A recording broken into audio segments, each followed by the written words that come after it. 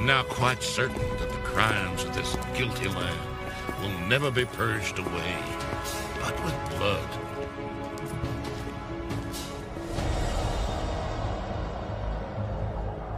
Chicago, May 18, 1860.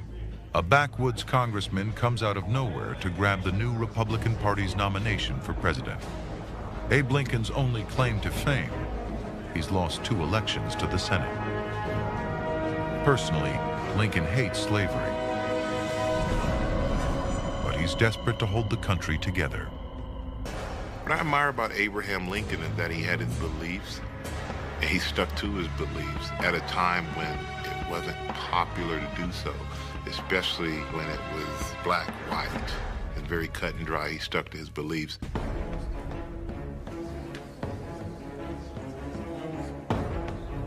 November 6, 1860, Election Day. The stakes couldn't be higher. Abraham Lincoln will be elected president of a country hurtling towards war.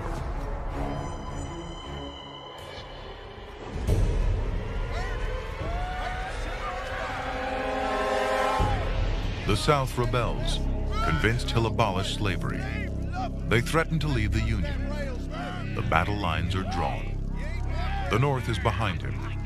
For the South, Lincoln is the enemy.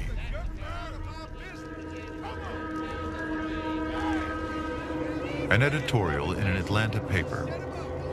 Let the consequences be what they may. Whether the Potomac is crimsoned in human gore, and Pennsylvania Avenue is paved 10 fathoms with mangled bodies, the South will never submit to such humiliation and degradation as the inauguration of Abraham Lincoln. The South knew that Lincoln was going to win, and it was just a matter of time, tick, tick, tick, before secession occurred. The South wants no part of a union with Lincoln in the White House. But as he prepares to take office, the president-elect is still determined to avoid a civil war.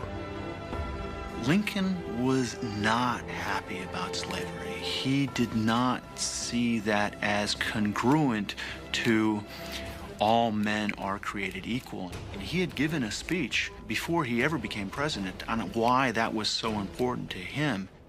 And I think that was coming to a head. And when he got elected, that was the final straw for the South. December 20th, 1860, South Carolina secedes from the Union. The 10 other slave states soon followed. Lincoln's victory makes war inevitable. He's prepared to fight to preserve the Union. It won't have to wait long. In February 1861, a few weeks before his inauguration, the Confederate States of America are born. Lincoln's principal objective was to save the Union, and then we'll deal with slavery. But before too long, he had to both save the Union and deal with slavery. Abraham Lincoln receives his first death threats before ever taking office.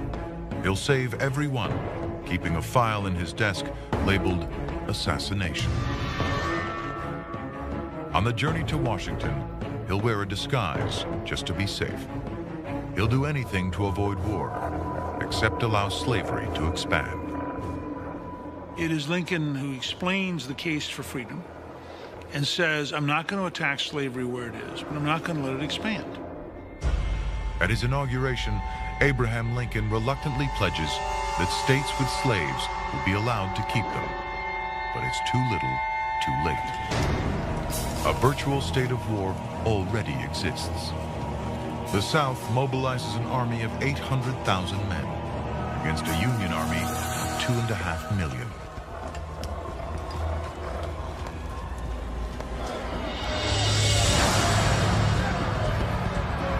Five weeks after Abraham Lincoln takes office, first shots are fired in the war between the states. It will spark a brutal and bloody civil war, the deadliest in American history. In the next 4 years, more lives will be lost than in all America's other wars put together.